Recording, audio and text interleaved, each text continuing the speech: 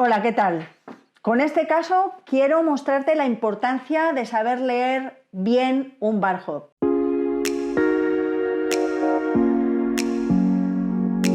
A veces nos centramos más en las regulaciones, ¿no? Parece que es lo que es importante, pero es también muy importante saber lo que tienes que hacer y para eso tienes que leer adecuadamente el campo de la persona. En este caso que quiero mostrarte, vas a ver cómo los valores encajan perfectamente con la situación.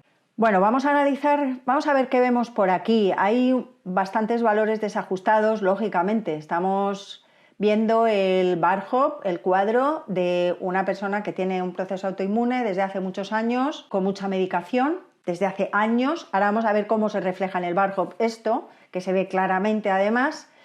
Y bueno, ella está bien, pero bueno, se ve claramente cómo su estado de salud está, claro, deteriorado, lógicamente. Vamos a ir viendo qué nos muestra su cuadro de valores de signos vitales. Hay varias cosas que nos llaman muchísimo la atención, a mí por lo menos me la llaman, ¿no? Lo primero de todo es la energía potencial que tiene la vitalidad celular en 3.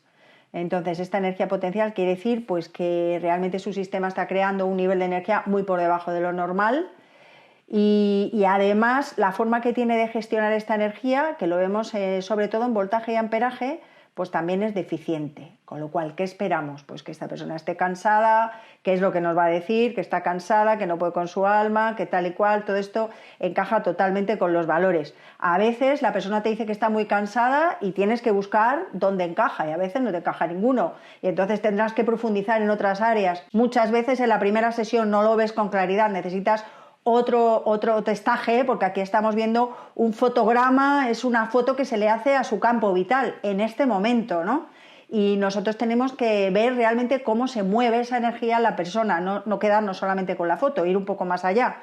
Pero bueno, en este caso se ve claramente, tiene una capacidad para crear energía de forma muy deficiente porque tenemos un 3 y luego la forma que la gestiona pues también es muy baja porque tenemos un voltaje y un amperaje pues muy por debajo de lo normal, ¿no? Por debajo de 50. Uno tenemos 48 y en el otro es 45. Aún así están bastante equilibrados los dos, que eso también es importante. El siguiente punto interesante es la velocidad, el índice de velocidad de reactancia, que está en 78, con lo cual ya vemos que ahí hay una tendencia a tener una actividad inmunológica por encima de lo normal. Y fíjate otra cosa, que bueno, te decía que estaba muy medicada esta persona y claro, una de las cosas que consume es corticoides desde hace muchos años. Y esto, siempre que hay un consumo de corticoides de una forma, aunque sea puntual, si es prolongada más, se va a reflejar en el voltaje. Siempre el voltaje va a ser bajo, siempre. Aún así, fíjate que tiene un índice de velocidad reactancia alto, es 78. Luego hay una tendencia a que su sistema inmune esté un poco más activo de lo normal, un poco más alerta de lo normal, ¿no? Luego, el siguiente punto que nos llama la atención es el patrón de frecuencia resonante, que está pues en el límite inferior, está dentro de lo normal.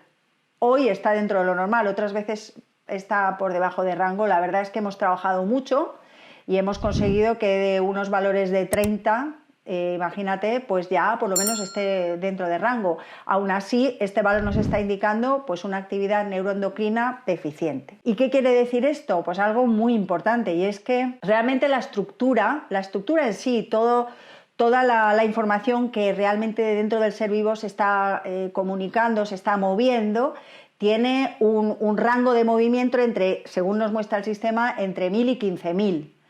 Y eso quiere decir que el sistema neuroendocrino, por lo menos esa es la analogía que nos hace el sistema, está moviéndose de una forma adecuada y eso le está dando la capacidad de poder captar la información y poder actuar ante esa información que se está moviendo ahí, ¿no? Claro, cuando el valor está bajo, pues esa capacidad es deficiente.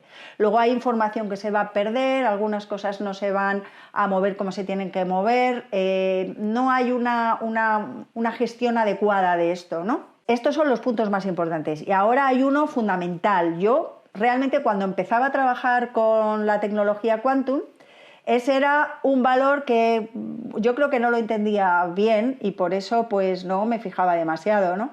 Pues me fijaba más en el voltaje, en el amperaje, en las cosas más evidentes, pero en el bioterreno pues no me fijaba porque era más difícil de comprender y tal, pero ahora es una de las cosas que son más importantes para mí, yo diría. Bueno, todo es importante, pero realmente ningún valor tiene peso por sí solo, sino que realmente lo que estamos viendo es un movimiento completo, ¿no? Y entonces todos, al final la lectura es la intersección de todos estos valores que te hacen, te muestran una imagen de la persona en tu mente, ¿no? En la mente del terapeuta. Entonces, ¿aquí qué nos está diciendo el bioterreno de esta persona? Pues que tiene una tendencia a la cronicidad, es que realmente su situación, su problema o la patología es crónica. Entonces, eso está claro. Fíjate que tenemos una presión protónica de 85 y una presión electrónica de 47. Y la presión electrónica nos está dando información sobre el potencial de oxígeno. Entonces, lo que nos está diciendo es que la información no se mueve con tanta facilidad como debería moverse, con lo cual tiende a estar más estancada, con procesos a lo mejor agudos puntuales y luego cae en un estado de letargia, diríamos, ¿no? Realmente en este cuadro se muestra muy bien la situación de la persona. Yo aquí, mi planteamiento con ella es desde luego un trabajo a largo plazo donde bueno, pues tienes que crear una estrategia de trabajo más elaborada en el que nos fijamos mucho en el cuadro puntual de la sesión, pero vemos que cuál es la situación que se repite, ¿no? Cuál es el fondo. Entonces se generan una serie de áreas importantes a las que trabajar y se van intercalando diferentes tipos de sesiones. Sesiones más completas, unas sesiones más focalizadas a algunas áreas y realmente poco a poco eso va mejorando. En una situación así crónica pues es un poco terapias de más largo plazo. Bueno, no sé qué te habrá parecido este cuadro que te presento aquí. Si tienes alguna cosa que aportarme, a mí me interesa. Así que déjame tus comentarios que yo les echo un vistazo y seguro que me van a ayudar. Un saludo, nos vemos en otro vídeo.